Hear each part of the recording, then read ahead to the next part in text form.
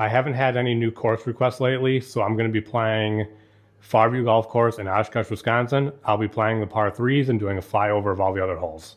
The only choice of tee box is back with a rating of 69.3 and a slope of 114, or forward with a rating of 68.4 and a slope of 112. I'll just choose the back for today. I will not be putting again. Here's hole 5, which is a 149-yard par 3, so I have my 8-iron.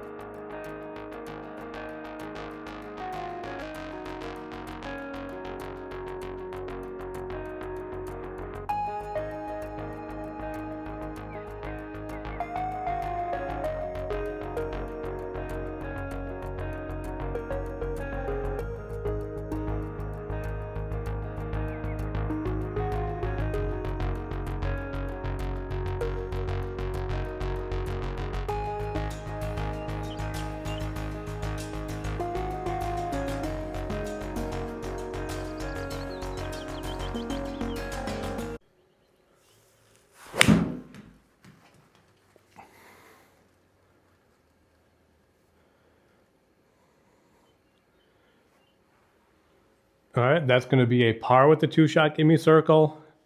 I did hit that off the toe because one thing that's been happening to me lately is I feel like I'm kind of losing control of the club a little bit. But that's a par, I'll take it. Just, I don't know why I kind of am losing that control.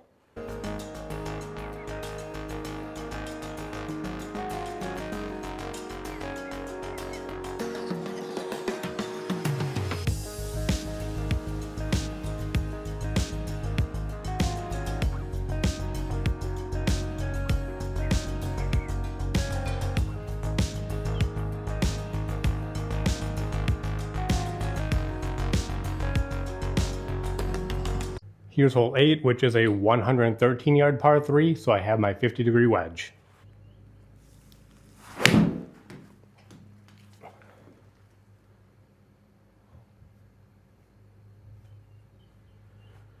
And that's going to be a par with a 2-shot gimme circle.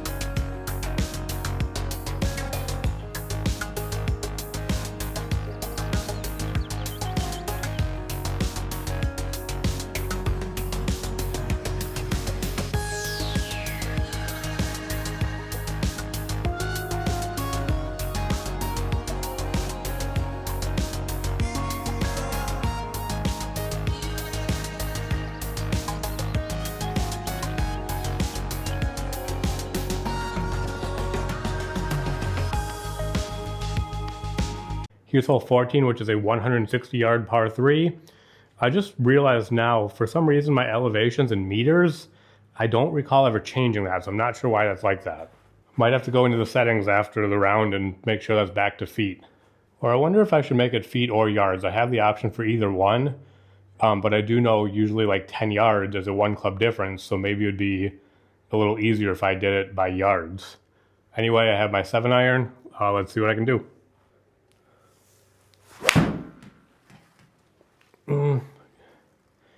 Hit it off the toe a little right. Looks like I'm going to have to try and chip it close. I have my 54-degree wedge here. I am losing 10% power. Really want to get into that 15 to 21-yard circle.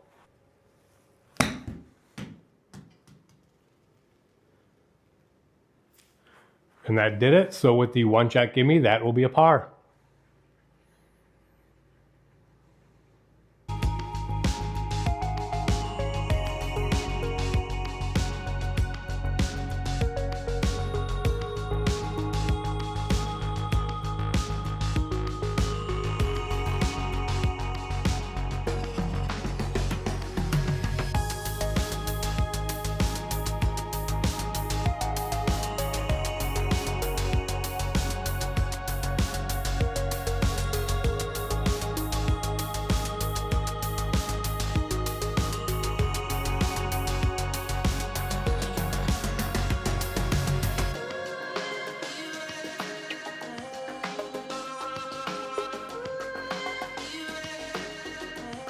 Use hole 18, which is a 158 yard par 3.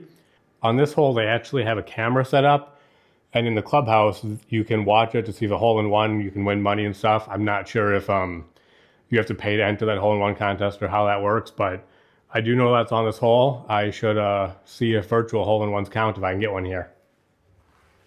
Have my 8-iron. Oh, I pulled it. Dang it. Don't go in the bunker. It's in the bunker.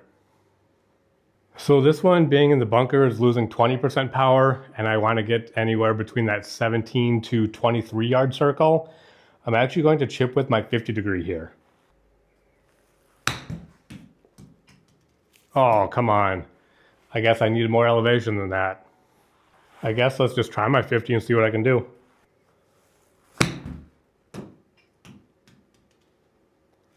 No, that's too much.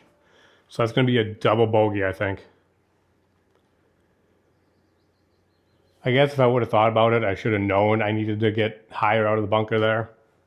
That last hole really sucked. I had pars on the other par 3s, and then that one I just kind of blew it on that bunker shot, but I don't really know how to really accurately do a bunker shot here. I didn't really think about the elevation and everything there, so that was my fault. I am going back in the settings to actually see why that's in meters. Let me do that now. I was actually making some changes on the Garmin app the other day, and you can have like an avatar picture. So my Garmin app, and now this actually does have my avatar picture on there, which is kind of cool. So I'm not sure what happened. Units of measure, it says statute, which is, I think, the miles per hour. Golf distance units is meters or yards. I have yards.